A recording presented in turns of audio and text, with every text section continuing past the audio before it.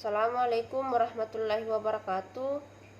Perkenalkan, nama saya Fitrayana Yuliandari, NIM 091058041917, kelas B, jurusan Ilmu Administrasi Publik semester 6. Baiklah, pada kesempatan kali ini saya akan membahas dua soal. Soal yang pertama, jelaskan perlindungan hukum bagi rakyat, perlindungan hukum di bidang perdata, dan perlindungan hukum dalam bidang politik.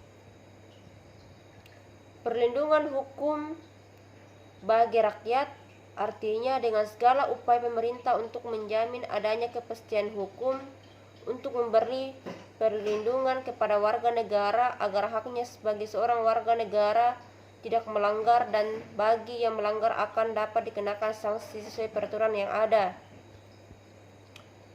Kedua, perlindungan hukum dalam bidang perdata. Pemerintah dalam melaksanakan tugasnya memerlukan kebebasan bertindak dan mempunyai kedudukan istimewa dibandingkan dengan rakyat biasa. Selanjutnya, perlindungan hukum dalam bidang politik.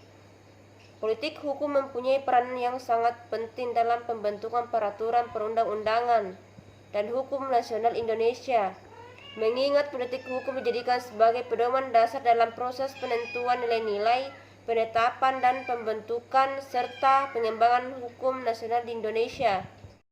Soal yang kedua yaitu tata urutan peraturan perundang-undangan, pembuatan naskah akademik, proses perumusan kebijakan dan legal drafting. A. Tata urutan peraturan perundang-undangan.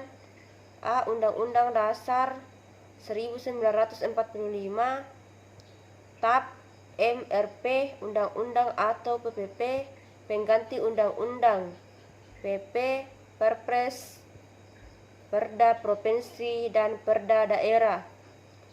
B. Pembuatan naskah akademik. Penyusunan naskah akademik dilakukan dengan metode pengumpulan data dan analisis data. Data yang diperlukan dapat berupa data primer dan data sekunder. Data primer adalah data yang diperoleh secara langsung dari sumber pertama, sedangkan data sekunder adalah data yang diperoleh dari hasil penelusuran pustaka yang terdiri atas bahan hukum primer, bahan hukum sekunder, dan bahan hukum tersier. Yang ketiga, proses perumusan kebijakan. 1. Identifikasi masalah kebijakan. Yang kedua, penyusunan agenda. Yang ketiga, perumusan kebijakan. Yang keempat, pengesahan kebijakan. Yang kelima, implementasi kebijakan. Dan yang keenam, evaluasi kebijakan. Perumusan kebijakan adalah langkah-langkah yang paling awal dalam proses kebijakan publik secara keseluruhan. Dan yang terakhir, legal drafting.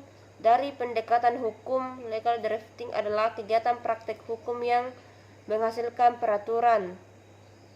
Sebagai contohnya, pemerintah membuat peraturan perundang-undangan. Di Aceh disebut konum, perjanjian atau kontrak kerjasama dan lainnya yang mengikat pihak-pihak yang melakukan perjanjian atau kontrak. Sekian dari saya. Assalamualaikum warahmatullahi wabarakatuh.